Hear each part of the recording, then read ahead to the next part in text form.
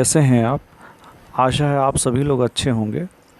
तो ये जो नया ग्रुप बनाया गया है 10th क्लास साइंस ऑनलाइन, मुझे जो इसमें जोड़ा गया है, मैं BK हुमनेकर, PGT physics from JNV Raisen से आप सभी को नमस्कार करता हूँ। मैं बड़ा आभारी हूँ DC सर का कि उन्होंने मुझे ये अपॉर्चुनिटी दी है कि मैं इस ग्रुप में जुड़ूं और बच्चों को जो कुछ मैं बता सकता हूं और पढ़ा सकता हूं वो बताऊं। मैं आभारी हूं AC मैडम का भी कि उन्होंने मुझे अपॉर्चुनिटी प्रदान करी है कि हम जो बच्चे जो किसी कारणवश अपना परफॉर्मेंस उतना अच्छा नहीं दे पाए हैं, तो उनको एक बार और सिलेबस को, पेपरों को और पढ़ाई को एक बार और रिवाइज़ करवाया जाए ताकि वो अपना परफॉर्मेंस अच्छे ढंग से दे सकें। तो मैं जो है आशा करता हूँ कि हम सब इसी काम में सफल होंगे। और मैं अपने जो पुराने प्रिंसिपल है श्री रामटेके सर, उनका भी नमस्कार करता हूँ। और मल्लिकार्जुन सर हमारे वाइस प्रिंसिपल रहे हैं, बहुत ही जो है मेहनती और बहुत ही जो है कर्मठ रहे हैं। उनसे मैंने काफ़ी कुछ सीखा हुआ है। तो मैं आशा करता हूँ कि सभी लोग जो इस ग्रुप में जुड़े हुए हैं परस्पर सहयोग करेंगे। किसी प्रकार की यदि अगर कुछ कमी रह जाती है तो आप लोग ज़रूर से गाइड करें, जो हमारे सीनियर जो ऑफिसर है और टीचर हैं। और बच्चों को मैं ये कहना चाहूँगा कि जो मेरा व्हाट्सएप नंबर है 9424 और 3968 और 77 में आप जो है जब चाहे तब आप मुझे किसी भी प्रकार की प्रॉब्लम है तो उसमें कमेंट्स शेयर कर सकते हैं। मैं कोशिश करूंगा कि देन एंड देयर आपकी समस्याओं का समाधान कर सकूं। कोई न्यूमेरिकल्स क्वेश्चन है, कोई प्रॉब्लम है, मैं सारी चीज़ें आपको बता सकूं। मैं अपनी तरफ से कोशिश करूंगा। तो मेरा मेनली आपका तो जो है साइंस के अंतर्गत मुझे जो है आपका फिजिक्स का ही पार्ट जो है इसमें आप पढ़ाना है। इसके मैं क्वेश्चन को भी प्रैक्टिस करवा दूंगा और चैप्टर को भी आपको एक बार रिवाइज़ कर दूंगा।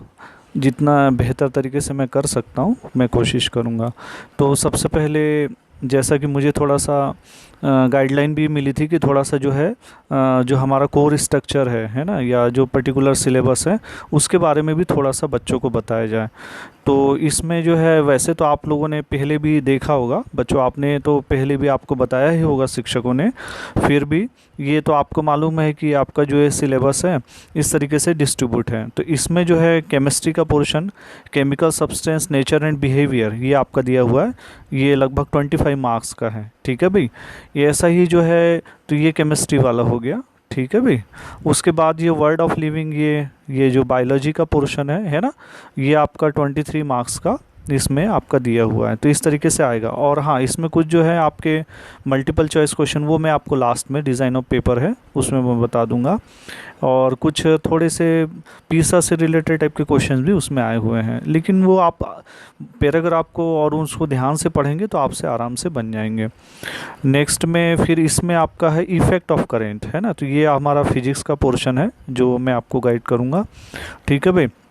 और एक और जो अभी पिछले साल तक तो था ही, उससे क्वेश्चन आने चाहिए मेरे ख्याल से, और वो है आपका नेचुरल रिसोर्सेज। तो इसमें 2 टाइप का जो है चैप्टर है। तो उसमें से एक जो है सोर्सेस ऑफ एनर्जी। जो सोर्सेस ऑफ एनर्जी है ये जो है मैं आपको इसमें बताऊंगा। तो हम बारी से और क्रम से इन चैप्टरों को देखेंगे। तो ये नेचुरल फिनोमिना है, ये अब लगभग आपका 12 मार्क्स का हो रहा।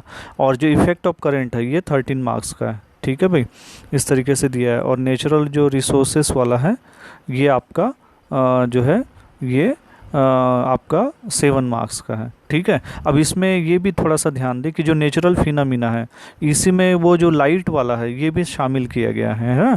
क्योंकि हमारा जब सिलेबस स्टार्ट होता है तो हम लोग इलेक्ट्रिसिटी जो फर्स्ट टर्म में है आपका, जो इलेक्ट्रिसिटी है और जो मैग्नेटिक इफेक्ट है और है ना, और सोर्सेस ऑफ एनर्जी उसको शामिल किया गया। और ये जो नेचुरल फिनोमिना वाला जो चैप्टर है, ये जो लाइट से रिलेटेड है, इसके अंतर्गत जो है रिफ्लेक्शन एंड रिफ्रैक्शन और human and the colourful world, तो दो चीज़ें इसमें भी शामिल है। तो कहने का मतलब कुछ बायो का पोर्शन भी और साथ में हमारा फिजिक्स का पोर्शन भी, ये दोनों इसमें इंक्लूड रहेगा। तो इस तरीके से है, तो आप इसमें थोड़ा देख ले, इसके हिसाब से प्लानिंग कर ले। यदि अगर ये सिलेबस की बात करें तो ये आपका लगभग 80 नंबर तक का हो रहा है। और फिर आपके जो इंटरनल असेसमेंट है ना, ये 20 मार्क्स के ये होते हैं, ये भी अलग अलग मैं आपको वहाँ पे बाद में बता दूंगा। और इस तरीके से टोटल 100 मार्क्स का आपका पेपर होता है। ठीक है भाई, तो ये इस तरीके से जो है आप इसमें 80 मार्क्स के लिए आप जो थ्योरी है और वो प्रिपेयर करेंगे। ओके, तो मैं आपको ये जो आपका सिलेबस है इसमें थोड़ा सा संक्षिप्त में है ना, सिंपल इसमें आपको मैं बता देता हूँ फटाफट, है ना। तो जो पहले वाला जो अपन पढ़ते हैं ना, ये इलेक्ट्रिक करंट वाला पढ़ते हैं, अभी भी हम यही चीज़ों को पढ़ाते हैं, है ना। हमारे जो 10th क्लास का जो ग्रुप बना हुआ है स्कूल का ऑनलाइन वाले में, उसमें भी इसी से हमने शुरू किया हुआ है और अभी एंडिंग पे है। तो इसमें आपको मालूम है कि इफेक्ट ऑफ करंट या इलेक्ट्रिक करंट के बारे में, तो इसके बारे में हमें डिटेल में पढ़ना भाई, इलेक्ट्रिक करंट क्या होता है, पोटेंशियल डिफरेंस वगैरह क्या है, ओम्स लॉ बहुत इंपॉर्टेंट होता है, रेजिस्टेंस रजिस्टिविटी है, रजिस्टिविटी को कौन से फैक्टर अफेक्ट करते हैं, रेजिस्टेंस को कौन से फैक्टर अफेक्ट करते हैं, सेलों का रेजिस्टेंस का सीरीज कॉम्बिनेशन, पैरेलल कॉम्बिनेशन क्या होता है, डेली लाइफ में क्या एप्लीकेशंस होते हैं, इन चीज़ों के बारे में हमको ये पढ़ना है। दूसरा वाला ये आपका पढ़ना है मैग्नेटिक इफेक्ट, मैग्नेटिक फील्ड जो है क्या होगा, फील्ड लाइंस क्या होता है, ड्यू टू है ना करंट कैरिंग कंडक्टर होगा, field due to current through a solenoid, और फोर्स किस तरीके से रखता है कंडक्टर में, फ्लेमिंग के रूल्स क्या होते हैं, इलेक्ट्रिक मोटर है, इलेक्ट्रोमैग्नेटिक इंडक्शन है ना, इंड्यूस पोटेंशियल है, फ्लेमिंग राइट हैंड रूल्स है, ये सब अपन इसमें देखेंगे। ठीक है भाई, ओके। जो आपका दूसरा वो वाला इसमें दिया है, जो फिजिक्स में हम थोड़ा सा ये सोर्सेस ऑफ एनर्जी के बारे में पढ़ते हैं। अभी जो लॉकडाउन की वजह से ये सोर्सेस ऑफ एनर्जी इस साल तो नहीं है, लेकिन पिछले साल तक तो था, तो इसमें आपको फिर भी पढ़ा देंगे इसमें। जैसे आपका सोर्सेस ऑफ एनर्जी है, डिफरेंट फॉर्म ऑफ सोर्सेस, ये थोड़ा सा आपका जो है थ्योरेटिकल टाइप का एक जनरल नॉलेज जैसा चैप्टर है ना। कन्वेंशनल नॉन कन्वेंशनल सोर्सेस क्या होते हैं, फ्यूल्स वगैरह, फॉसिल फ्यूल एनर्जी, तो इनके बारे में, renewable sources, non renewable sources, इनके बारे में हमें देखना है। और दूसरे वाला जो आवर इन्वायरमेंटल वाला है, तो ये बायो के अंतर्गत आता है, तो ये आपको वो उसमें वो पढ़ा देंगे आपको भाई।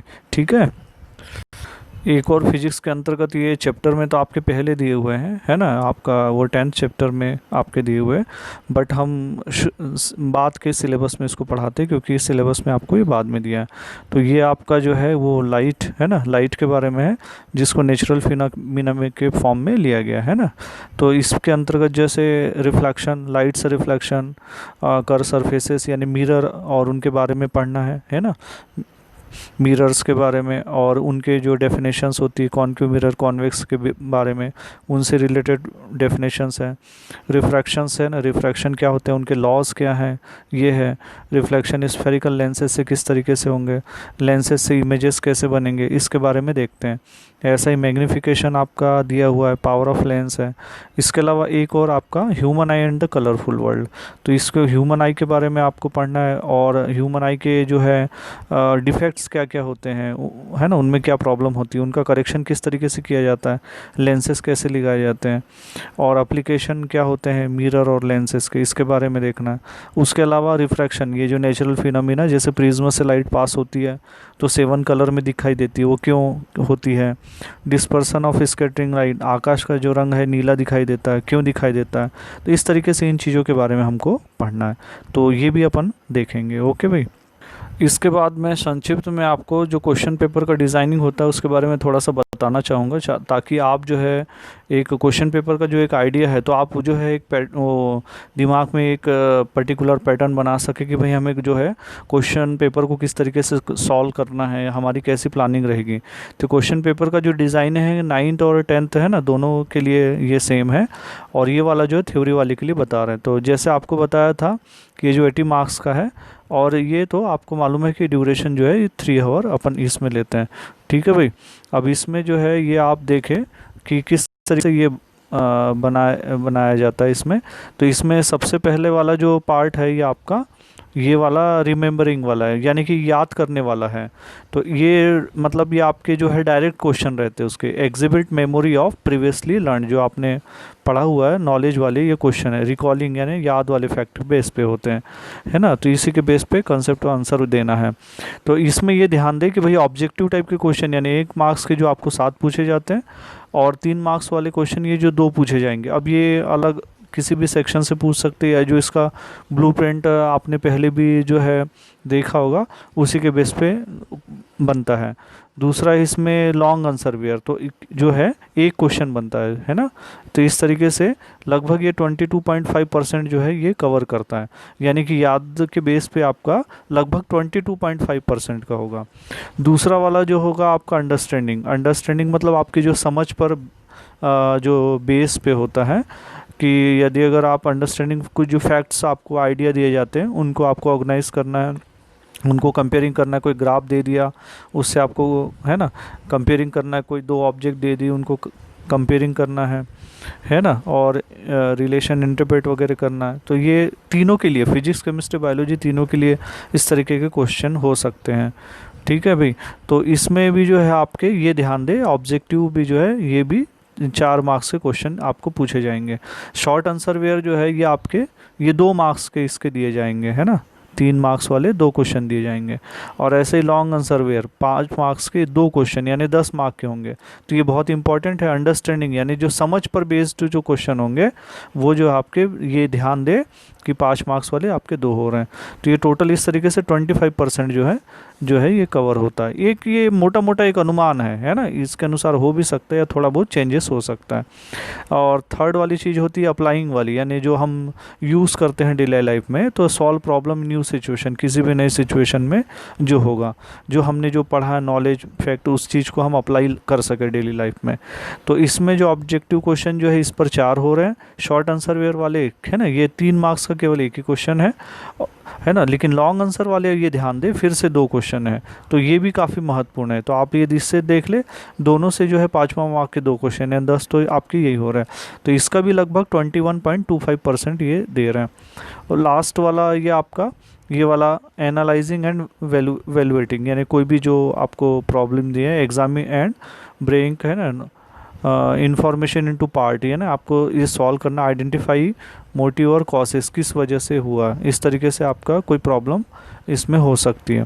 Present and define open by making judgement, है ना, आपको इसमें जजमेंट यस नो इस तरीके के जजमेंट लेना है। वैलिडिटी ऑफ आइडिया और quality work based on A set of criteria के बेस पे, है ना। यानी कोई समस्या दे दी गई जाएगी, उस पर लिखा हुआ रहेगा, फिर आपको उस पर अप्लाई करना है। पीसा टाइप के क्वेश्चन इस तरीके के आते हैं। तो जो है ये भी आप देखें, इसमें भी आप देख रहे हैं कि जो मल्टीपल चॉइस है 5 क्वेश्चन आ रहे हैं। शॉर्ट आंसर वेयर वाले ये 2 क्वेश्चन आ रहे हैं 3 मार्क्स के, और जो लॉन्ग आंसर वेयर इसमें भी 1 मार्क्स का है। तो इस तरीके से ये 20% हो रहा है। ठीक है भाई। तो इस तरीके से ये आपका मिलेगा। और इसके बाद में जो है लास्ट वाला जो है आपका ये जो है क्रिएटिंग वाला हो रहा है। तो क्रिएटिंग वाले में कंपाइल इंफॉर्मेशन टुगेदर इन ए, है ना, different way of combining element new pattern, यानी कोई आपको समस्या दी गई तो उनको इन्फॉर्मेशन को दूसरे ढंग से आपको क्वेश्चन को दिया रहेगा, तो ये आपको करना है। तो इसमें 3 मार्क्स वाले ही जो है 3 क्वेश्चन दे रहे हैं। ये महत्वपूर्ण ध्यान दे। 11 12 ये कुछ अलग ही प्रकार के क्वेश्चन होंगे, इनका जो है थोड़ा सा लेवल ज़्यादा हो सकता है। तो इस तरीके से जो आपके ये आपके 20 मार्क्स के हो गए, है ना, ये ध्यान दें। इसमें से आपके मेरे ख्याल से जो मल्टीपल चॉइस के 10 क्वेश्चन आपके हो जाते हैं, और जो 10 बच गए 1 वर्ड वाले हो सकते हैं उसमें।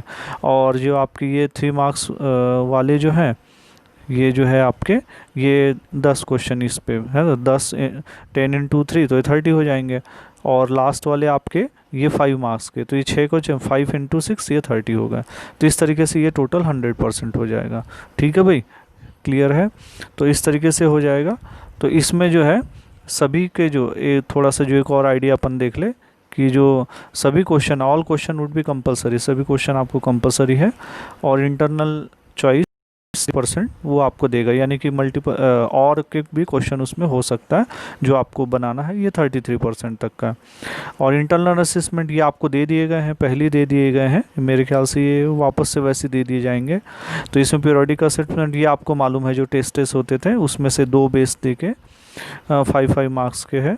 और सब्जेक्ट जो प्रैक्टिकल वर्क है इसके भी दे दिए गए हैं, और जो पोर्टफोलियो या कॉपी वगैरह वगैरह जो आप जमा करते थे उसके 5 मार्क्स। इसमें ये ध्यान दें कि जो आपका 10 मार्क्स के लगभग जो है MCQ ये आ रहे हैं, तो इसका मतलब ये 20 है।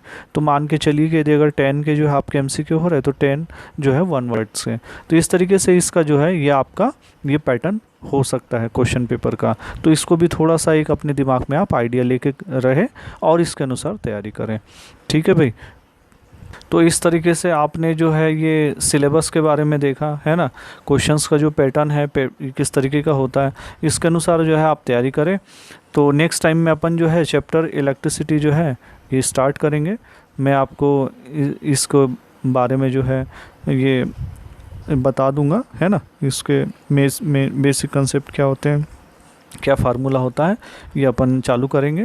ठीक है। तो ये अगर आपको कोई भी इसमें प्रॉब्लम है या कुछ भी है तो आप जो है मैंने जो आपको नंबर बताया हुआ है ना 9424 और 396877 पे जो कमेंट शेयर करके कोई भी क्वेरी जो है आप कर सकते हैं। मैं 24/7 अवेलेबल जो है ये अवेलेबल रहूँगा। ओके भाई, ओके बाय।